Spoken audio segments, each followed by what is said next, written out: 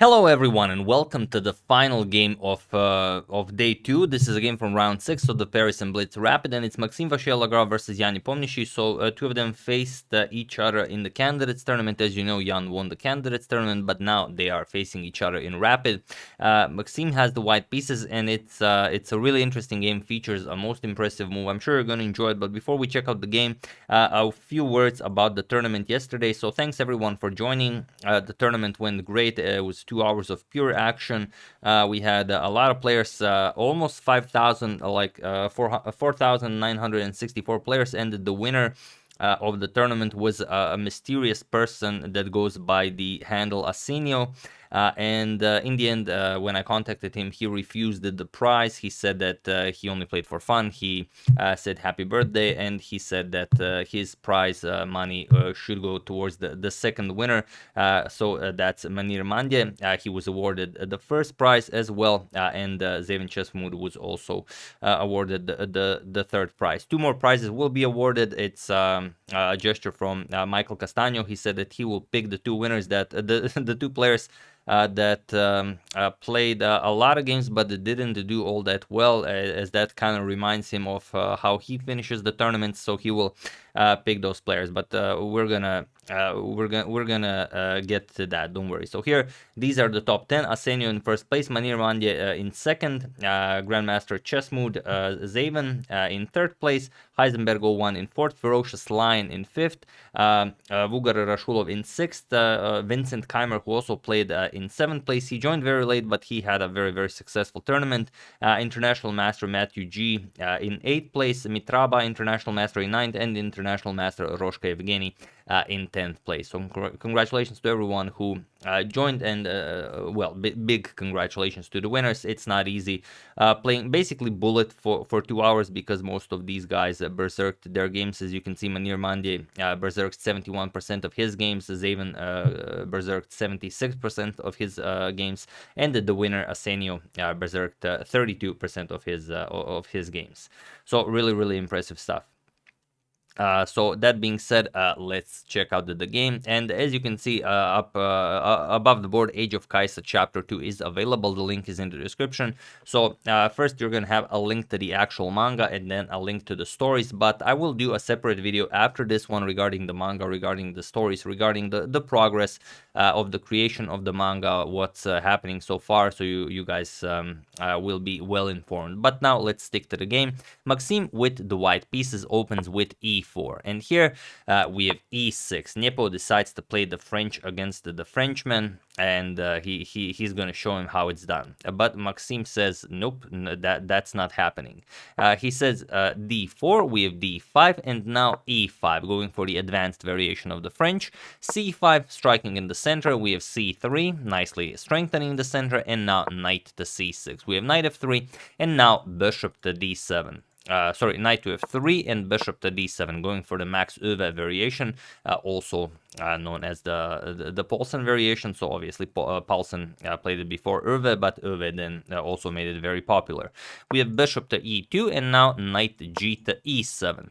We have h4, starting to push that h-pawn, and now the position has been reached before. Known moves are something like queen to b6, rook to c8, capturing on d4. These are all known moves, but the move that Nepo plays is a new one. So not only does he play the French defense against the Frenchman, he also plays f6 in a position where f6 has never been played before.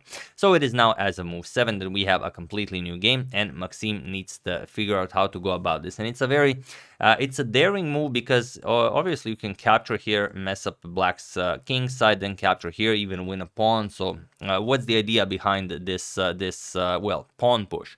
Well, he wants, if Maxime captures on f6, g captures and d captures on c5, he wants to play e5, and now he has this massive center. Yes, his king side is ruined a bit, but maybe he can just, you know, develop, get his king to the queen side. And well, Maxime does not want to play this. He says, okay, you prepared this, I'm not going into it. However, our Silicon friend really likes white after b4, probably, you know, preparing b5 to kick away this knight, also preventing queen a5. So how are you gonna play this with black? But Maxime not interested in testing Nepo's preparation.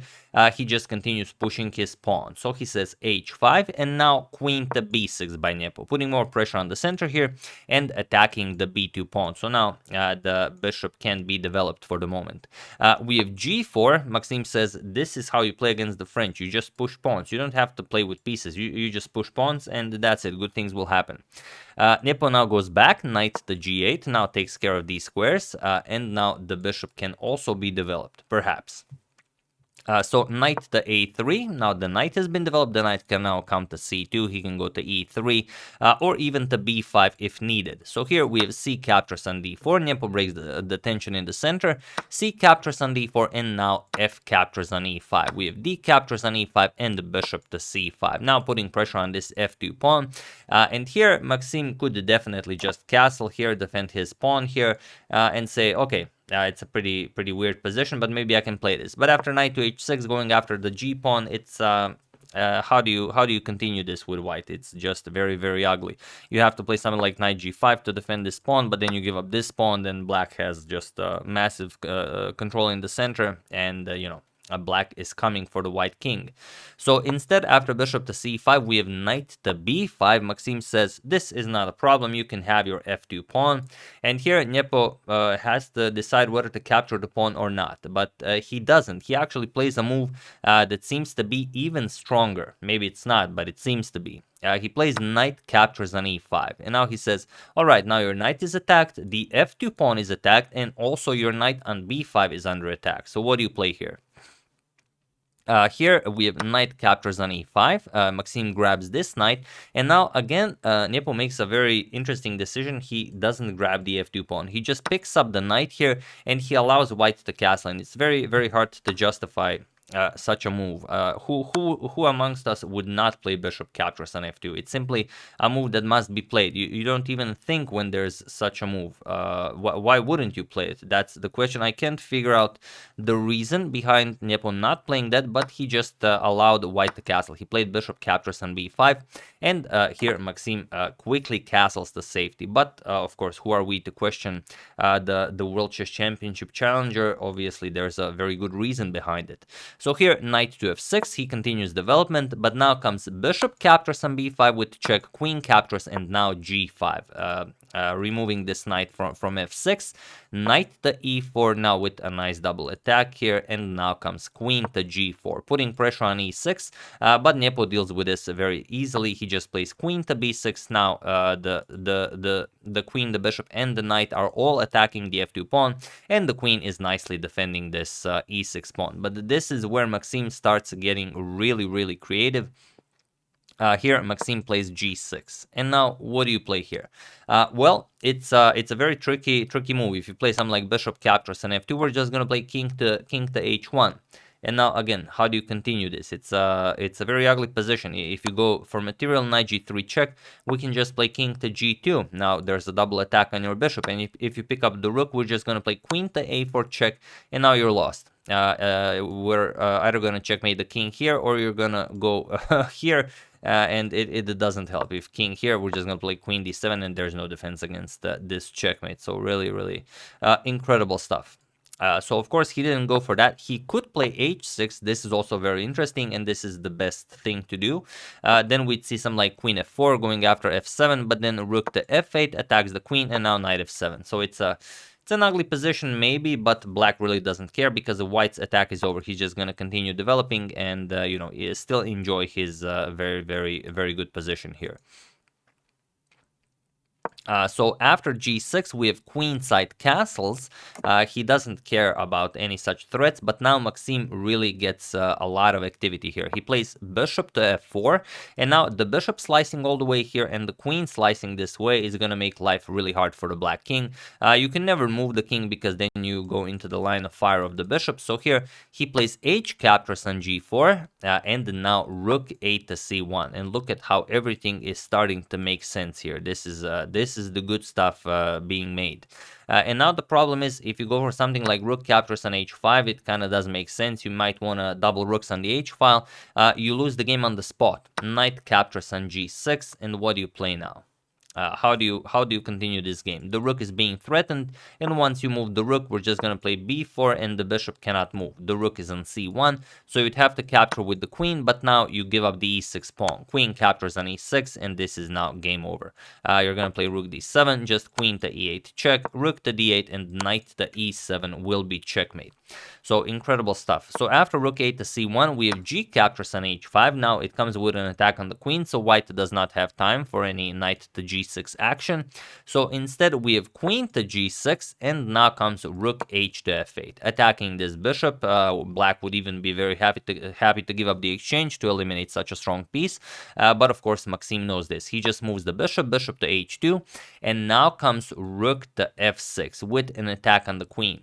The problem is, if you go all in right away, I mean, why wouldn't you? You're attacking the f2 pawn 4 times. The problem is we can just capture this, and after knight captures, we can just play rook captures on c5, and this is the ugly truth, because now what do you play? You're in check, you can't move the king, otherwise you go in front of the discovery, so you'd have to capture here, and now we simply play queen captures again with check, king b8, and knight to d7 wins the queen. There's also a double check, so the king has to flee.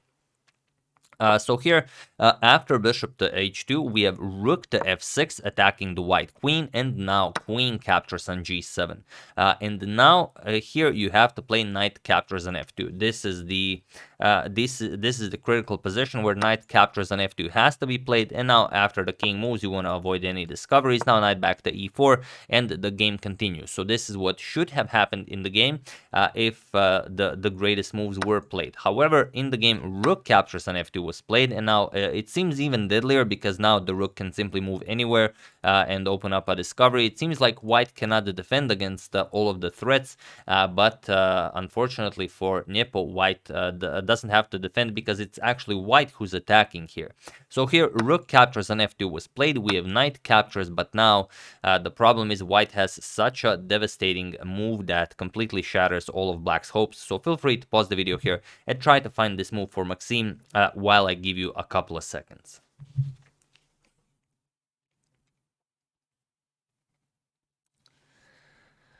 So for those of you who were able to do it, congratulations on spotting such an incredible move. And for those of you who just want to enjoy the show, it's queen to h8. I'm only joking. It is, of course, knight to d7. It is such an ugly move to face, and when Nepo saw this, he immediately resigned the game.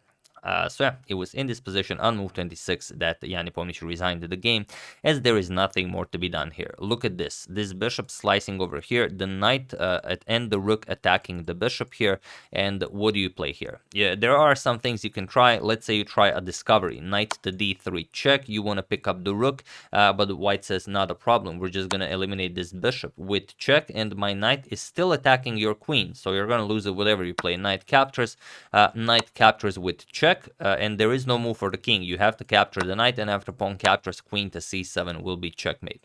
And there's even maybe a sturdier defense. After knight to d7, we could go knight to d3, or rather knight to d3, knight to h3, so we deliver a double check. So now the white king has to move, but now we play king g2, and now again, what do you play here? The queen is still hanging, there's a double attack on the bishop, now the knight is hanging as well, so of course we're gonna capture the knight, why wouldn't we? But now comes queen to f8 check, disgusting, I know, with a double attack on the bishop here, so the rook has to block, rook to d8, and now comes rook captures on c5. The king is, well, pretty much helpless here, so you have to play something.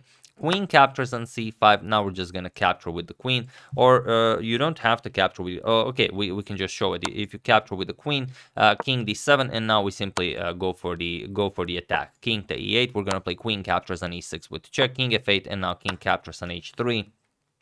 This is simply unplayable, and if you don't capture the rook, if you go king to d7 right away, well then queen to f7 is mate in one. So there's also that, and lastly, you could consider something like after knight to e7, you could maybe not deliver a check, maybe you could pick up the knight right away, but it's the same thing. Queen to f8 check, rook d8, rook captures on c5, and basically it's the same thing. So really incredible game. Nepo had something going on after that f6 move. He really had a great position, but at some point he just missed. He lost the thread of the game, and here in this crucial moment where he was supposed to play knight captures on f2, he played he captured with the rook, and then in this position, of course, knight to d7 was played. So really incredible. What a move to take down the leader. And after the three rounds, I think there are 3 leaders. I am going to check. I don't know if let me just check. Yeah, so it's yeah, I think Nepo, Wesley, and Fabi are leading the tournament so far, but there's still one day of Rapid, so we're gonna check it out and see what happens. So yeah. That's the game. Hope you guys enjoyed it. Really an impressive feat, taking down the World Chess Championship challenger like that with such an impressive move. I would like to thank Michael Castagno, David Kimura, Rajesh Svimanathan, Kurt Wendler, and Christopher Dick for a contribution to my channel. Thank you a lot. I really appreciate it. But I would also like to thank, not that, let me just load this for really quickly.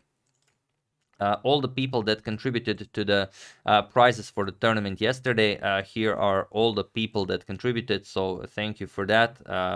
So all in all, I donated $1,000 for the tournament, and you guys donated $367.62 for the tournament. And here's everyone who donated: Sebastian Broad, Singara, Venkateswara Chandra Chakravarti, Peter Spence, David Baguli, Purna Sujay Charakuri, Kurt Wendler, Christoph Diegelman, Khaled Masri, James, Michael Castagno, Abhinav Vishakyapan, Richard J. Lindquist, Stage Presence, and John Austin. So thank you all for the contribution you've made towards the tournament. Once again, hope you guys enjoyed it. As usual, you can check 2 of my previous videos here. Thank you all for watching, and I will see you soon, continuing the coverage of everything that's currently happening in the chess world. Yes, we will continue the Morphy saga, and of course, whatever else happens. So thank you all. I will see you soon. Have an excellent rest of your day, and do check out everything that's been going on with the manga. The first 2 links in the description below, but the next video I'm uploading is actually regarding the manga itself, so you can also just wait for that. See you soon.